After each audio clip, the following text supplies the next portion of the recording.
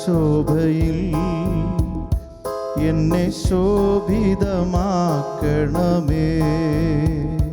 ദിവ്യകാരുണ്യമുഖശോഭയിൽ എന്നെ ശോഭിതമാക്കണമേ. ദിവ്യകാരുണ്യ തിരുഹൃദയത്തിൽ നാഥ എന്നെ കാക്കണമേ. ദിവ്യകാരുണ്യ തിരുഹൃദയത്തിൽ നാഥ എന്നെ കാക്കണമേ. ദിവ്യകാരുണ്യമുഖശോഭയിൽ എന്നെ ശോഭിതമാക്കണമേ. ദിവ്യകാരുണ്യ തിരുഹൃദയത്തിൽ നാഥ എന്നെ കാക്കണമേ.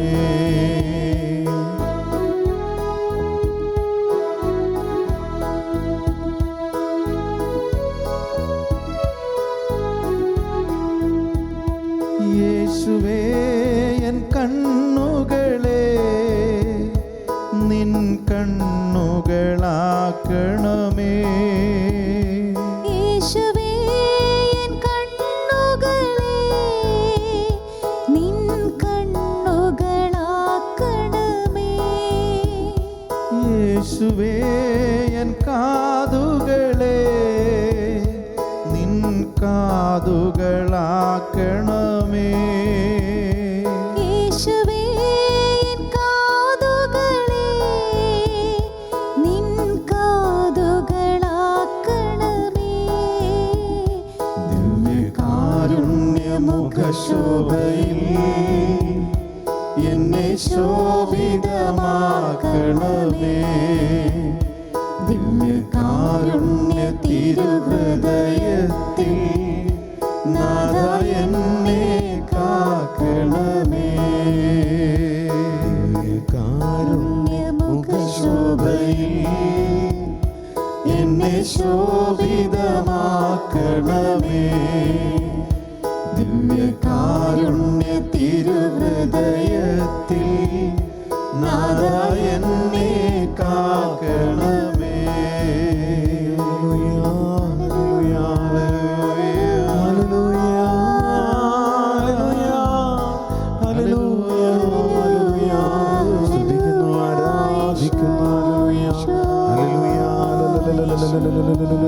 സ്തുതിക്കുന്നു, ആരാധിക്കുന്നു.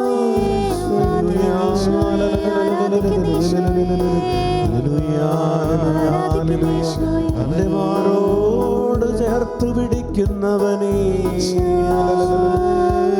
തന്റെ സ്നേഹത്തിൽ ചേർത്ത് പിടിക്കുന്നവനേ, എന്നെ കാണുന്നവനേ, എന്നെ കേൾക്കുന്നവനേ, എന്നെ അറിയുന്നവനേ,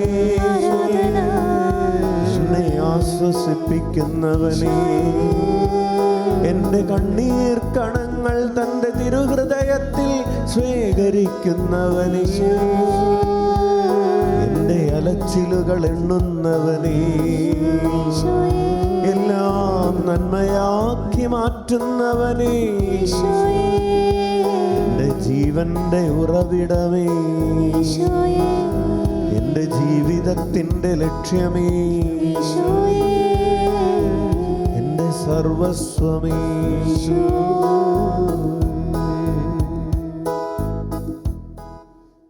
പ്രിയപ്പെട്ടവരെ, ദിവ്യകാരുണ്യ ശോഭയിൽ എന്ന ഈ ആരാധന വചന ശുശ്രൂഷയിലേക്ക് നിങ്ങളെല്ലാവരെയും ഏറ്റവും സ്നേഹത്തോടു കൂടെ ഒരിക്കൽ കൂടെ സ്വാഗതം ചെയ്യുന്നു. ഈ ആരാധനാ ശുശ്രൂഷയിലൂടെ, ഈ വചന ശുശ്രൂഷയിലൂടെ നിങ്ങളെ വീണ്ടും കണ്ടുമുട്ടാൻ സാധിക്കുന്നതിൽ ഈശോയ്ക്ക് നന്ദി പറയുന്നു. ഈശോയുടെ തിരുമുഖത്തിൻ്റെയും ഈശോയുടെ തിരുനാമത്തിൻ്റെയും ഭക്തി നമ്മൾ ആഘോഷിക്കുകയും അതിലാഴപ്പെടുകയും അതിനെക്കുറിച്ച് പഠിക്കുകയും ഒക്കെ ചെയ്യുന്ന ഒരു ശുശ്രൂഷയാണ് ദിവ്യകാരുണ്യ ശോഭയിൽ എന്ന ഈ ശുശ്രൂഷ. ശാലോം ടി വിയുടെ എല്ലാ പ്രിയപ്പെട്ട കുടുംബാംഗങ്ങളെയും ഏറ്റവും സ്നേഹത്തോടുകൂടെ ഈ ആരാധനയിലേക്ക്, വചന ശുശ്രൂഷയിലേക്ക് സ്വാഗതം ചെയ്യുന്നു. നമ്മൾ പഠിച്ചുകൊണ്ടിരിക്കുന്ന ഒരു വിഷയം യേശുനാമം വിളിച്ചപേക്ഷിച്ചുകൊണ്ട് എപ്രകാരമാണ് ഈശോയുടെ തിരുമുഖത്തെ ആരാധിക്കേണ്ടതെന്നും എപ്രകാരമാണ് ഈശോയുടെ തിരുമുഖത്തെ പിതാവായ ദൈവത്തിൻ്റെ കരങ്ങളിലേക്ക് ഒരു കാഴ്ച വസ്തുവായി, ഒരു ബലിയായി സമർപ്പിക്കേണ്ടത് എന്നുമാണ്. ഈ ആരാധന അനുഗ്രഹങ്ങൾ പ്രാപിക്കുന്നതിനുള്ള ഒരാരാധനയല്ല. ഈ ആരാധനയിലൂടെ നമ്മൾ അന്വേഷിക്കുന്നത് കർത്താവിൻ്റെ അനുഗ്രഹത്തിൻ്റെ കരമല്ല, അവിടുത്തെ ബന്ധത്തിൻ്റെ മുഖമാണ്. നമ്മൾ അന്വേഷിക്കുന്നത് അനുഗ്രഹമല്ല, അതിനും അപ്പുറം ഈശോയുമായിട്ടുള്ള ബന്ധമാണ്. അതിനെയാണ് മുഖം അന്വേഷിക്കുക എന്ന് പറയുന്നത്. കരം അന്വേഷിക്കുന്നവരുണ്ട്. കർത്താവിൻ്റെ കരം അന്വേഷിക്കുക എന്ന് പറഞ്ഞാൽ അനുഗ്രഹം അന്വേഷിക്കുക എന്നാണ് അർത്ഥം. പക്ഷേ കർത്താവിൻ്റെ മുഖം അന്വേഷിക്കുക എന്ന് പറഞ്ഞാൽ അവിടുത്തെ സാന്നിധ്യം അന്വേഷിക്കുക, ഈശോയുമായുള്ള ബന്ധം അന്വേഷിക്കുക. നമ്മൾ കർത്താവിൻ്റെ മക്കളാകാൻ വിളിക്കപ്പെട്ടവരാണ്. നമ്മൾ പിതാവിൻ്റെ കയ്യിൽ നിന്ന് സ്വീകരിക്കുന്ന വസ്തുക്കളെ അന്വേഷിക്കുന്ന മക്കൾ എന്നതിനേക്കാൾ പിതാവിനെ അന്വേഷിക്കുന്ന മക്കളായി തീരുക എന്നതാണ് ഈ ശുശ്രൂഷയുടെ ലക്ഷ്യം. നമ്മൾ അന്വേഷിക്കുന്നത് ഈശോയുമായി എപ്രകാരം ആഴത്തിൽ ബന്ധത്തിലായിരിക്കാം എന്നതാണ്. ഒരു ഇൻറ്റിമേറ്റ് റിലേഷൻഷിപ്പ് വിത്ത് ജീസസ് എന്നതാണ് നമ്മുടെ ഒരു തീം എന്ന് പറയുന്നത്. നമ്മുടെ ഒരു പർപ്പസ്, നമ്മുടെ ലക്ഷ്യം ഈശോയിൽ ലയിച്ച് ചേരുക എന്നതാണ്. ഈശോയിൽ നിന്ന് കുറേ അനുഗ്രഹങ്ങൾ പ്രാപിക്കുക എന്നതല്ല നമ്മുടെ ലക്ഷ്യം. ഈശോയുടെ ജീവനിൽ ലയിച്ച് ചേരുന്നവരായി തീരുക എന്നതാണ് ലക്ഷ്യം. കാരണം ഓരോ മനുഷ്യൻ്റെയും ലക്ഷ്യമെന്ന് പറയുന്നത്, മനുഷ്യ ജീവിതത്തിൻ്റെ ലക്ഷ്യം ദൈവീക ജീവനിൽ ലയിച്ച് ചേരുക എന്നതാണ്. The absolute goal of human life is to get united with the divine life. ദൈവീക ജീവനിൽ ലയിച്ചു ചേരുന്നതിന് വേണ്ടിയിട്ടുള്ള ഒരു യാത്രയാണ് മനുഷ്യൻ്റെ ജീവിതം എന്ന് പറയുന്നത്. നമ്മൾ ഈ യാത്രയുടെ അന്ത്യത്തിൽ എത്തുന്നില്ല എങ്കിൽ നമ്മുടെ യാത്ര തന്നെ വെറുതെ ആയി പോകും, പാഴായി പോകും. നമ്മൾ ഈ കാര്യം എപ്പോഴും മനസ്സിൽ ഓർക്കണം. എൻ്റെ ജീവിതത്തിൻ്റെ പരമമായ ലക്ഷ്യമെന്ന് പറയുന്നത് ദൈവീക ജീവനിൽ ലയിച്ചു ചേരുക എന്നതാണ്. ഈ ലോകത്തിലുള്ള കുറേ കാര്യങ്ങൾ നേടിയെടുക്കുക എന്നുള്ളതോ, നല്ല സുഖത്തോടുകൂടെ ഒരു രോഗവും ഇല്ലാതെ ജീവിക്കുക എന്നുള്ളതോ, നല്ല വീട് പണിത് അതിൽ താമസിക്കുക എന്നുള്ളതോ, നല്ല സമ്പത്തുണ്ടാവുക എന്നുള്ളതോ ഒന്നുമല്ല നമ്മുടെ ജീവിതത്തിൻ്റെ പരമമായ ലക്ഷ്യം. ജീവിതത്തിൻ്റെ പരമമായ ലക്ഷ്യം മറക്കരുത്, അത് ദൈവീക ജീവനിൽ ലയിച്ചു ചേരുക എന്നുള്ളതാണ്. അപ്പോൾ ഈ പരമമായ ലക്ഷ്യത്തിന് തടസ്സം നിൽക്കുന്നതെല്ലാം നമ്മൾ അവഗണിച്ചേ മതിയാവൂ. പരമമായ ലക്ഷ്യത്തിലേക്ക് സഞ്ചരിക്കുന്നതിൽ നിന്ന് നമ്മെ പിറകിലേക്ക് വലിക്കുന്നത് എന്തും, അതിനെയാണ് പാപമെന്ന് വിളിക്കുന്നത്.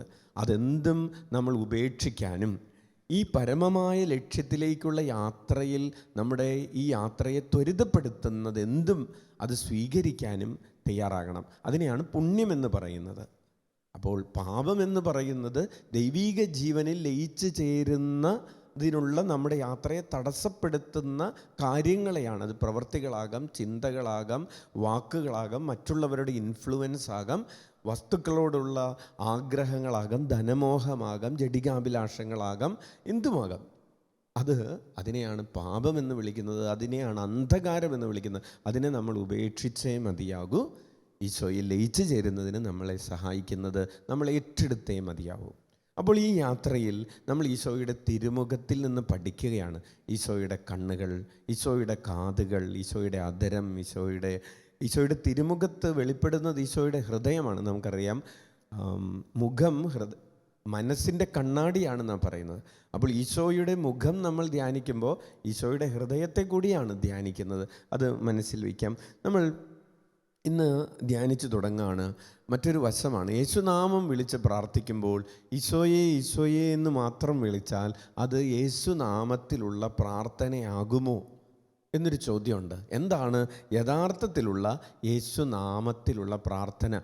എങ്ങനെയാണ് ഈശോയേന്ന് ഞാൻ വിളിക്കുന്നത് യഥാർത്ഥത്തിലൊരു പ്രാർത്ഥനയായി മാറുന്നത്? ഇൻസിനു ജെസു എന്ന് പറയുന്ന ഒരു പുസ്തകമുണ്ട്. ഒരു ബെനഡിക്റ്റൻ വൈദികനായിട്ടുള്ള ഫാദർ മാർക്ക് ഡാനിയൽ കിർബി, അദ്ദേഹം ഒരു അമേരിക്കക്കാരനാണ്. ഇപ്പോൾ അയർലൻഡിൽ ഒരു ബെനഡിക്റ്റൻ ആശ്രമത്തിൽ അതിൻ്റെ സുപ്പീരിയറായിട്ട് ശുശ്രൂഷ ചെയ്യുന്ന ഒരു വൈദികനാണ്. 2007 മുതൽ 2016 വരെ ഫാദർ മാർക്ക് ഡാനിയൽ കിർബിക്ക് ദിവ്യകാരുണ്യ ആരാധനയുടെ സമയത്ത് ലഭിച്ച ഈശോയിൽ നിന്ന് ലഭിച്ച സന്ദേശങ്ങളാണ് ഒരു ഡയറി കുറിപ്പ് പോലെ അദ്ദേഹം എഴുതി വെച്ചിട്ടുള്ളത്. ഇൻ സിനു ജെസു എന്ന് പറയുന്ന പുസ്തകം.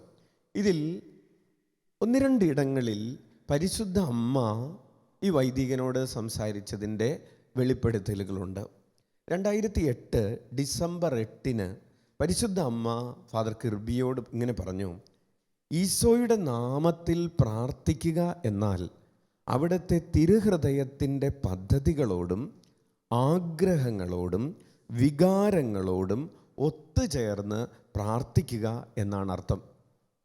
യേശുനാമത്തിൽ പ്രാർത്ഥിക്കുക എന്നാൽ അവിടുത്തെ തിരുഹൃദയത്തിൻ്റെ, ഈശോയുടെ തിരുഹൃദയത്തിൻ്റെ പദ്ധതികളോടും ആഗ്രഹങ്ങളോടും വികാരങ്ങളോടും ഒത്തുചേർന്ന് പ്രാർത്ഥിക്കുക എന്നാണ് അർത്ഥം. പ്രിയപ്പെട്ടവരെ, നമ്മെക്കുറിച്ച് ഈശോയ്ക്ക് പദ്ധതികളുണ്ട്, നമ്മെക്കുറിച്ച് ഈശോയ്ക്ക് ആഗ്രഹങ്ങളുണ്ട്, അതുപോലെ ഈശോയ്ക്ക് വികാരങ്ങളുണ്ട്. നമ്മൾ ഈശോയുടെ പദ്ധതികളെ നമ്മുടെ പദ്ധതികളായി ഏറ്റെടുത്തിട്ട് ഈശോയെന്ന് വിളിക്കുമ്പോഴാണ് അത് യഥാർത്ഥത്തിലുള്ള യേശുനാമ പ്രാർത്ഥനയായി മാറുന്നത്.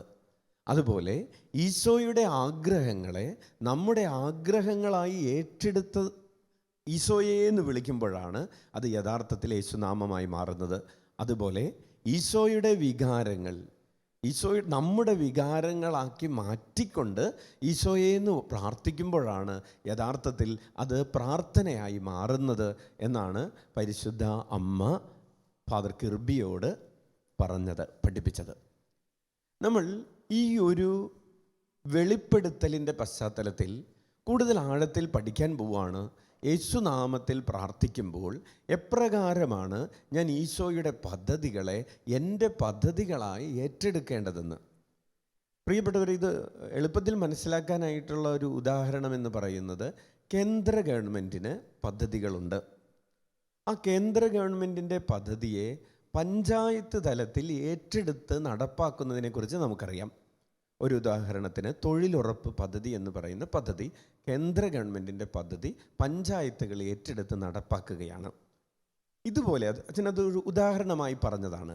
ഈശോയുടെ പദ്ധതികളെ ഞാൻ ഏറ്റെടുത്ത് നടപ്പാക്കുമ്പോഴാണ് യഥാർത്ഥത്തിൽ ഈശോയുടെ പദ്ധതികൾ എന്നിൽ പൂർത്തീകരിക്കപ്പെടുന്നത്. അങ്ങനെ പൂർത്തീകരിക്കപ്പെടുന്നതിന് വേണ്ടി ഈശോയുടെ പദ്ധതികളോട് എൻ്റെ പദ്ധതികളെ ഞാൻ ഐക്യപ്പെടുത്തി ഈശോയെന്ന് വിളിക്കുമ്പോൾ ഞാൻ യഥാർത്ഥത്തിൽ ക്രിസ്തുവിന് അനുരൂപനായി മാറുകയാണ്. എന്നിലൊരു രൂപാന്തരീകരണം സംഭവിക്കുകയാണ്. Hallelujah, hallelujah. അതുകൊണ്ടാണ് ഈശോയുടെ തിരുമുഖത്തെ ധ്യാനിച്ചുകൊണ്ട് ഈശോയുടെ തിരുനാമം വിളിച്ചപേക്ഷിക്കുമ്പോൾ നമ്മളിലൊരു രൂപാന്തരീകരണം സംഭവിക്കും എന്ന് പറയുന്നത്. ഈശോയെ ഈശോയെ എന്ന് വിളിച്ചിട്ട് നമ്മൾ നമ്മുടെ ഇഷ്ടങ്ങൾക്ക് പിറകെ നടക്കുകയല്ല, ഈശോയെ ഈശോയെ എന്ന് വിളിച്ച് നമ്മൾ ഈശോയുടെ ഇഷ്ടങ്ങൾ അന്വേഷിച്ച് ഈശോയുടെ പദ്ധതികൾ അനുസരിച്ച് ജീവിക്കുകയാണ്. ഹല്ലേലൂയ.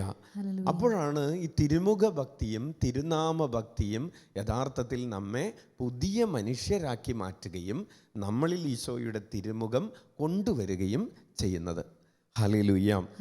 ഇപ്പം പ്രിയപ്പെട്ടവരെ, ഈശോ ഇത് തന്നെയാണ് ചെയ്തത്. ഈശോ പറയുകയാണ്, യോഹന്നാൻ്റെ സുവിശേഷം 5-ാം അധ്യായം 19-ാമത്തെ തിരുവചനത്തിൽ ഈശോ പറയുന്നു, സത്യം സത്യമായി ഞാൻ നിങ്ങളോട് പറയുന്നു, പിതാവ് ചെയ്തു കാണുന്നതല്ലാതെ പുത്രന് സ്വന്തം ഇഷ്ടമനുസരിച്ച് ഒന്നും പ്രവർത്തിക്കുവാൻ സാധിക്കുകയില്ല. എന്നാൽ പിതാവ് ചെയ്യുന്നതെല്ലാം അപ്രകാരം തന്നെ പുത്രനും ചെയ്യുന്നു. പിതാവിൻ്റെ പ്രവർത്തികൾ മുഴുവനും ഈശോ തൻ്റെ പ്രവർത്തികളാക്കി മാറ്റി. പിതാവിൻ്റെ വാക്കുകൾ മുഴുവനും പിതാവിൽ നിന്ന് കേട്ടതല്ലാതെ ഞാനൊന്നും നിങ്ങളോട് സംസാരിക്കുന്നില്ല എന്ന് ഈശോ പറയുന്നു. അപ്പോൾ പിതാവിൻ്റെ വാക്കുകൾ മുഴുവനും ഈശോ തൻ്റെ വാക്കുകളാക്കി മാറ്റി. അതായത് പിതാവ് പ്രത്യക്ഷപ്പെടുന്ന ഒരു കണ്ണാടി പോലെ ആക്കി മാറ്റി ഈശോ തൻ്റെ ജീവിതം. ഇനി നമ്മുടെ റോളാണ്. നമ്മുടെ റോളിൽ ഈശോ പൂർണ്ണമായും പ്രത്യക്ഷപ്പെടുന്ന ഒരു മനുഷ്യ ശരീരമായി നമ്മുടെ മനുഷ്യ ശരീരം മാറുന്ന ഒരു സാഹചര്യത്തിലേക്ക് ഈശോ നമ്മെ ക്ഷണിക്കുകയാണ്. Hallelujah, hallelujah. അപ്പോൾ അതുകൊണ്ട് ഈശോ പറയാണ്, എനിക്ക് നിൻ്റെ കണ്ണുകൾ വേണം, കാണാനായിട്ട് എനിക്ക് നിൻ്റെ കണ്ണുകൾ വേണം, കേൾക്കാനായിട്ട് എനിക്ക് നിൻ്റെ കാതുകൾ വേണം, സ്പർശിക്കാനായിട്ട് എനിക്ക് നിൻ്റെ കരങ്ങൾ വേണം, നന്മ ചെയ്ത് ചുറ്റി നടക്കാൻ, വചനം പ്രഘോഷിച്ച് ചുറ്റി നടക്കാൻ എനിക്ക് നിൻ്റെ പാദങ്ങൾ വേണം, സ്നേഹിക്കാൻ എനിക്ക് നിൻ്റെ ഹൃദയം വേണം, നിൻ്റെ ശരീരത്തെ മുഴുവനും എനിക്ക് വേണ്ടി സമർപ്പിക്കുക. അങ്ങനെ നമ്മൾ നമ്മുടെ ശരീരത്തെ ഈശോയ്ക്ക് സമർപ്പിക്കുന്ന ഒരു സമയം കൂടെയാണ് ഈ ആരാധനയുടെ സമയമെന്ന് പറയുന്നത്. അങ്ങനെ നമ്മെ തന്നെ ഈശോയ്ക്ക് സമർപ്പിച്ച് ഈശോയേന്ന് വിളിക്കുമ്പോഴാണ് പ്രിയപ്പെട്ടവരെ അത് യഥാർത്ഥത്തിൽ യേശുനാമ പ്രാർത്ഥനയായി രൂപാന്തരപ്പെടുന്നത്. Hallelujah, hallelujah. ഇനി തുടർന്നുള്ള എപ്പിസോഡുകളിലെല്ലാം നമ്മൾ ധ്യാനിക്കാൻ പോകുന്നത് എപ്രകാരം, എന്തൊക്കെയാണ് ഈശോയുടെ പദ്ധതികൾ, എന്തൊക്കെയാണ് ഈശോയുടെ ആഗ്രഹങ്ങൾ, എന്തൊക്കെയാണ് ഈശോയുടെ വികാരങ്ങൾ എന്നാണ്. ഈശോ നമ്മോട് പറയുകയാണ്, യോഹന്നാൻ്റെ സുവിശേഷം 20:21 ഈശോ പറയുന്നു, യേശു വീണ്ടും അവരോട് പറഞ്ഞു, നിങ്ങൾക്ക് സമാധാനം. പിതാവ് എന്നെ അയച്ചതുപോലെ ഞാനും നിങ്ങളെ അയക്കുന്നു. പിതാവ് ഈശോ അയച്ചതുപോലെ, പിതാവ് ഈശോയെ അയച്ചതുപോലെ ഈശോ നമ്മെ അയക്കുകയാണ്. Hallelujah, hallelujah. അതായത് പിതാവിൻ്റെ പ്രവർത്തികൾ ഈശോ ഏറ്റെടുത്തതുപോലെ ഈശോയുടെ പ്രവർത്തികളെ നമ്മൾ ഏറ്റെടുക്കുകയാണ്. നമ്മൾ ഇനി നമ്മിൽ പ്രവർത്തിക്കുന്നത് നമ്മളല്ല. പൗലോസ് പറഞ്ഞതുപോലെ, ഞാൻ ജീവിക്കുന്നു, എന്നാൽ ഞാനല്ല, എന്നിൽ ക്രിസ്തു ജീവിക്കുന്നു എന്ന് പറയാൻ പറ്റുന്ന ഒരു പുണ്യപൂർണ്ണതയിലേക്ക് നമ്മൾ വളരുകയാണ്. നമുക്ക് എഴുന്നേറ്റ് നിൽക്കാം. നമ്മുടെ ആഗ്രഹങ്ങളെ ഈശോയ്ക്ക് വിട്ടുകൊടുക്കാം. ഈശോയുടെ ആഗ്രഹങ്ങളെ നമുക്ക് ഏറ്റെടുക്കാം. ആയിരിക്കുന്ന ഇടങ്ങളിൽ എഴുന്നേറ്റ് നിന്ന് വലിയ സന്തോഷത്തോടുകൂടി ഈ ആരാധനയിലേക്ക് നമ്മൾ പ്രവേശിക്കുകയാണ്.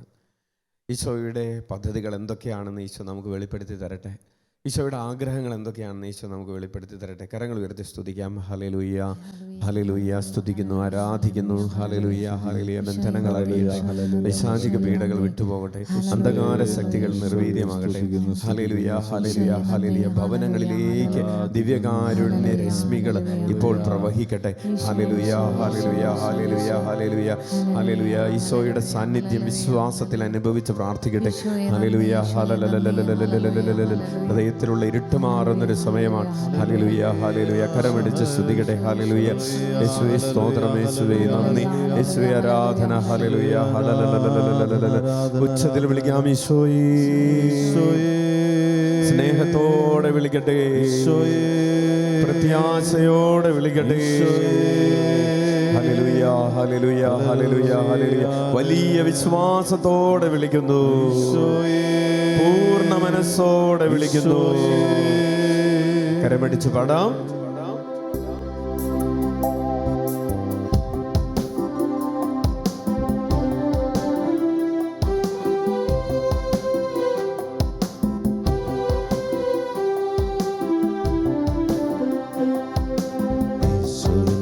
ദൈവനാമത്തെ സ്നേഹമോടെ വാഴ്ത്തി പാടിടാം. യേശുവിൻ്റെ ദൈവനാമത്തെ സ്നേഹമോടെ വാഴ്ത്തി പാടിടാം. യേശുവിൻ്റെ ദൈവനാമത്തെ സ്നേഹമോടെ വാഴ്ത്തി പാടിടാം. യേശുവിൻ്റെ ദൈവനാമത്തെ സ്നേഹമോടെ വാഴ്ത്തി പാടിടാം. യേശു, യേശു, യേശുനാമം,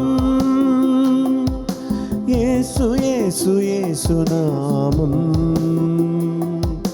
യേശു, യേശു ദൈവനാമം. യേശു, യേശു, യേശുനാമം, യേശു, യേശു, യേശുനാമം, യേശു, യേശു ദൈവനാമം. കരമടിച്ചോ.